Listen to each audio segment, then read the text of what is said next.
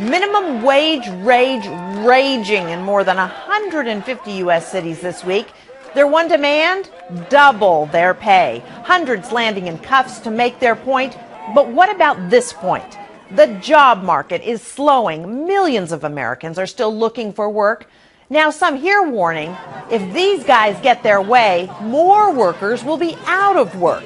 Who's right? Hi, everyone. I'm Brenda Butner. This is Bulls and Bears. Here we are, the Bulls and Bears this week. Gary B. Smith, Tracy Burns, Jonas Max Ferris, John Layfield, along with Jessica Ehrlich. Welcome to everybody. Okay, Gary B., will supersizing wages maximize the unemployment rate? It almost has to, Brenda. You know, there's always the underlying assumption here that if we just raise the minimum wage to some level, we're going to be able to stick it to the man, you know, those evil corporations. So let's just stipulate that the corporations are evil. Businesses are only greedy and after a profit. In that case, what are those companies going to do? They're going to do one of two things. They're going to look to achieve lower costs by replacing workers with technology, and/or they're going to raise prices. In fact, we already have evidence of both. Look, Applebee's is experimenting with 100,000 tablets that sit right on the table. That's going to replace servers. McDonald's is experimenting with iPhones to replace cashiers, so you just go up, order, and then pay over the iPhone. And on the pricing, Heritage Foundation already estimates that with these kinds of increases, fast food prices are going to go up 38%. And by the way, profits for these businesses, we're already razor thin, are going to drop 77%. This kind of wage increase goes through, Brenda. Watch out. You're going to see a lot more people on the unemployment line. Well, you know, Jonas, a lot of people think this is just a big mega corporation that they're hitting. But in fact, these are all franchises, and they're owned by small business owners who can't really afford such an increase in pay. Yeah, well, even in the case where it is a giant evil corporation soaking up all the profits, there's kind of a myth that they can somehow, you can shift the profits to the working people with a higher minimum wage. And there will be some of that, but it will also shift profits from other workers who will see pay cuts or get fired. But most importantly, it will shift the cost to the consumer.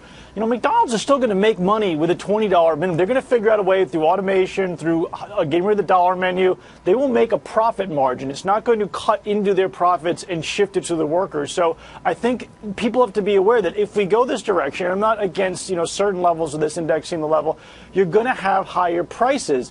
I will say more like conceptually here, why is the server the one who deserves the living wage when the very products that server is selling us at a wage that's a pretty good lifestyle in America compared to, say, the factory worker in Bangladesh where the building falls? They don't even get a safe working environment. Forget a living wage. Why should we raise their wages? Why does the person in America get to have a much higher wage than the market rate would be? Well, Jessica, are you worried that these franchises, McDonald's, Burger King, all the rest, if the minimum wage is raised this much, it would be double what it currently is. Doesn't that hurt the very workers who are asking for it? No, I think on the contrary here, you know, everyone talks a lot about, you know, people working to get themselves out of poverty, to make sure that they're no longer on government handouts and subsidies. Well, experts say that it's $11 an hour to make sure that a family of four is just in the poverty line. So these folks are working 40 hours a week, they're adults, and they're making $7 or $8 an hour. There's no way for them to get out of poverty. If you actually increase the minimum wage to a level where people can actually afford to buy their own groceries and rent and just be getting themselves out of poverty, they will be able to spend more themselves at McDonald's and at other businesses, and the economy will continue to grow. That's the whole point. Okay, Tracy, what do you think of that? But first of all, isn't this back to the whole give a man a fish versus teaching him how to fish thing? If we keep handing them these people, they're not going to get out of poverty. They're already working 40 hours a week. Raising the minimum wage is not going to increase their socioeconomic status at all. That should not be the goal here. And let's be clear here. You raise the rates at McDonald's, the prices are, sure, that worker may make a little bit more if the minimum wage goes up, but when he goes to buy a slice of pizza down the street, when that minimum wage is higher too, that slice of pizza is more money. So any raise that minimum wage worker got, he's giving right back because the products will go up in price. So it's cyclical and stupid to ask for this. They should want for more, not just continued handouts. John, what do you say? I think that the average person who makes minimum wage, their family brings in $53,000 a year. So you're not really fighting poverty with the minimum wage increase any more so than any other socioeconomic strata of wages. Because most time you have a spouse working, a young person working that's also staying in the household. Look, this is a shortcut for the politicians. Why $15? Why not $25? They just chose this number because they're saying, look, we have no policies. We can't create jobs, so we're going to go after the man, like Gary B says, and we're going to force them to pay more. This is all about politics. If you have jobs that are plentiful, you don't have to worry about minimum wage. Jessica? I mean, it's just absurd to say that you've got people. I just said that it's $11 an hour for a family of four with those people to be working to get just breaking out of poverty. That's not the average worker at these places, though, Jessica.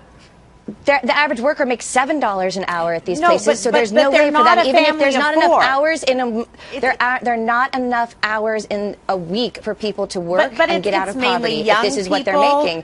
And you know, Republicans need to get on board with this because they just did a poll in the state of Florida where 57% of people here, this is Republicans and Democrats and independents, are for raising the minimum wage. So if everyone doesn't come together and say by people making more and getting out of poverty, that's the only reason they want to do this. Look, Jessica, let's be clear. The head of household this is a poll that's is about most voters. likely not. Hold on, Jessica. Let her. Your head of household and your parents, to John's point, now these families of four, they're not all making minimum wage. You have one or two members of the family maybe, but you don't have everyone.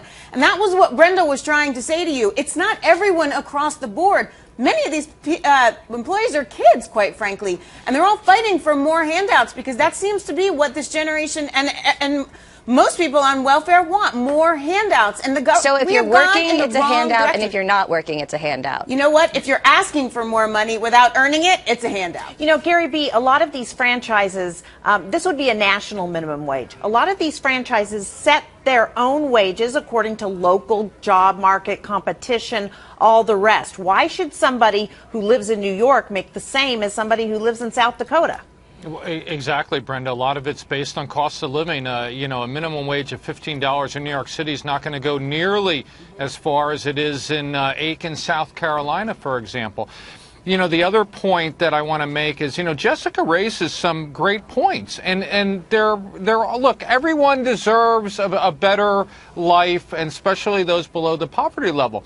But wanting that and economic reality are two different things. It's great to say we should all rise up and be better off and let's give the people more money out there. But it always boils down to how that's going to be done. You know, as we've pointed out, everyone else on this panel has pointed out the economic reality of doing that. You just can't force the free market, and the left has been trying to do this, my gosh, since FDR, to act as they wanted to act. Because as Tracy pointed out, I think, McDonald's, or maybe it was Jonas, McDonald's will find a way to make that profit. And if they have to increase the quarter pounder to $10 a quarter pounder, they're going to do it. And people are going to pay or they're not going to pay. And as Tracy points out, when they go down the street to get that slice of pizza, they won't be able to afford it. That pizza owner will go under and more people will be unemployed. Okay, that's got to be the last word. Thanks, guys. Great debate.